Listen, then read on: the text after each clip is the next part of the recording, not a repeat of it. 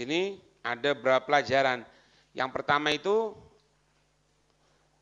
tidaklah kelembutan itu ada pada sesuatu kecuali akan semakin menghiasi. Tidaklah bentuk kekasaran itu ada pada sesuatu kecuali akan membuat cacat dalam sesuatu tadi itu. Termasuk suami istri itu. Kemudian yang kedua, lihat akhlaknya kebanyakan para sahabat laki-laki atau perempuan. Tidak berani berbuat kecuali menunggu kepastian hukum.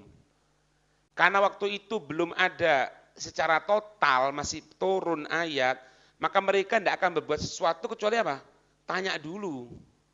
Tanya dulu kepada Allah dan Rasul. Kita pun sama. Ingin selamat, ya gunakan standar ilmu. Kalau enggak, tanya. Jangan dihukumi sendiri. Terus yang ketiga, bagaimana Allah Subhanahu wa taala perhatiannya. Ini makna Allah lebih dekat kepada kita ini daripada urat nadi kita sendiri. Urat yang ada di leher ini. Allah lebih dekat.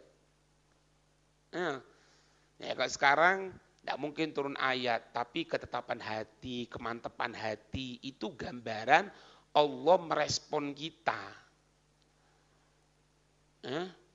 Orang itu kalau sudah bisa berjalan di jalannya Allah, jalan gini, dia sadar tidak sadar itu minnah dari Allah, pemberian dari Allah. Orang bisa belajar ilmu agama, orang bisa memakmurkan masjid, orang bisa baca Quran, orang bisa baca wirid, orang bisa baca sholawat. Itu minnah dari Allah. Makanya kalau kita dijadikan oleh Allah Subhanahu wa taala, subuh dibanguni oleh Allah.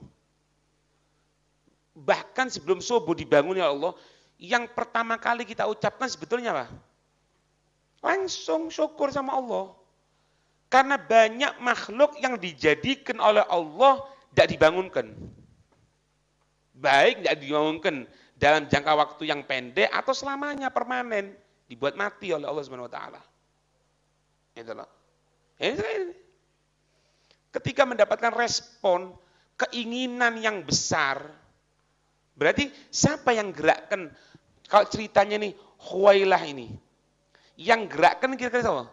Allah. Kenapa? Akan menurunkan ayat ini. Kalau misalnya Khuwailah ketika itu, setelah kejadian seperti itu, kemudian suaminya datang kepada dia, kemudian dia berbuat seperti biasanya itu, terus tidak turun ayat. Tapi lihat bagaimana kekuatan Khuwailah, ditolak itu suaminya, bahkan sampai dijauhkan gini.